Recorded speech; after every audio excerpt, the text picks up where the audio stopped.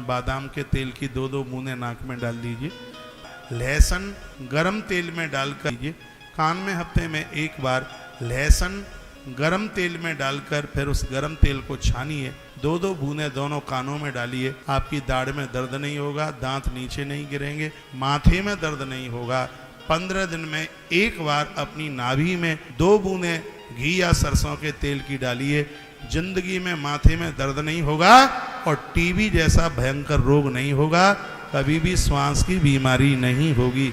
नाभि में घी सरसों का तेल डालने का इतना बड़ा फायदा। तो काफ़ी बातें आयुर्वेद की बता दी आपको और बता दी है खान पान की बात चल रही थी। फलाहारेण वहाँ भक्त एक भक्ति नवा पुण्य। उस समय के लिए एक फल रोज खाइए और एक बार भोजन लीजिए, लेकिन एक ही बार में 4 दिन का मत ले लीजिए। समय पर पानी मत पीजिए। भोजन के 45 मिनट बाद जल पीजिए, उतना ले लीजिए। भोजन के समय पर पानी मत पीजिए। भोजन के 45 मिनट बाद जल पीजिए, तो भोजन आपके लिए अमृत बन जाएगा। और भोजन के हाल ही करते ही पानी पीते हैं तो आपके लिए वह भोजन, वो पानी विष की तरह, जहर की तरह। यह भी हमारा आयुर्वेद ही कहता है। ब्रह्मचर्य मधुसुप्ति पत्रावल्याम च भोजनम कथा समाप्तो भुक्तिम च कुर्या नित्यम कथा व्रति।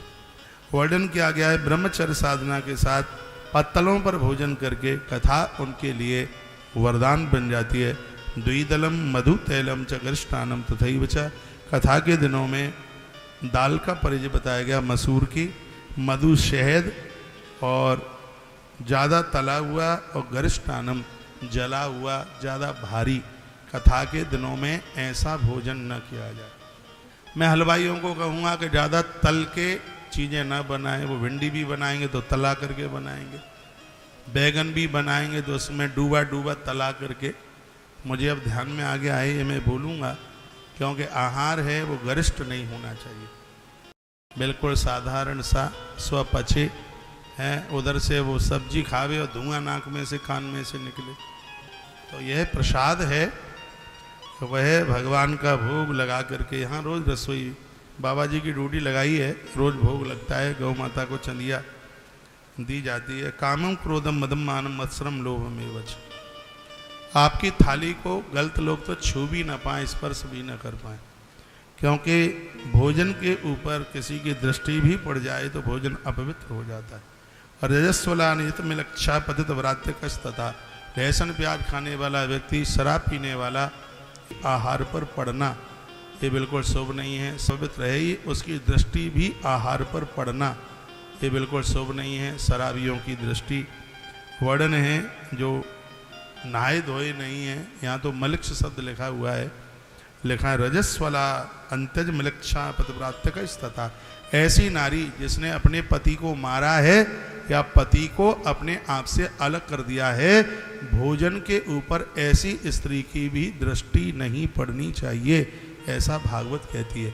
और उनके भोजन पर तो पड़नी ही नहीं चाहिए जो भागवत के जजमान हैं, जो भागवत के श्रोता हैं या जो भागवत का वक्ता है, उसके भोजन पर इन लोगों की दृष्टि ना पड़े।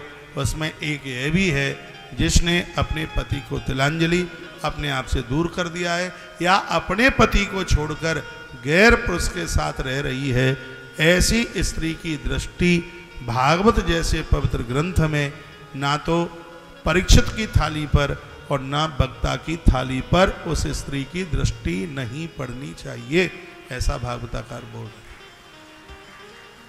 ताली को ज्यादा तो नहीं बजा दिया आपने। बोलो बांके बिहारी लाल की जय हो। श्री हनुमान जी महाराज की जय हो।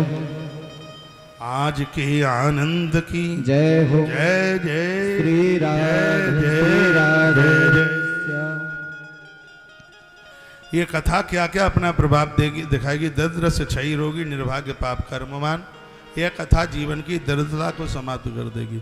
जिस नारी को पेट में बच्चे खत्म हो जाते हैं या जन्म लेके समाप्त हो जाते हैं, ऐसी नारी को भागवत जी की कथा गोपाल जी को गोद में बिठाकर पूरे 7 दिन सुननी चाहिए, अपनी वंश वृद्धि के लिए। गर्भ में संतान खत्म हो जाती है या जन्म लेने के बाद खत्म हो जाती है, वंश वृद्धि रुक रही है, जिसको बच्चा नहीं है, संतान नहीं है, उन्हें अपनी गोद में गोपाल जी को, लड्डू गोपाल जी को बिठा करके वह भागवत की पूरी कथा सुने।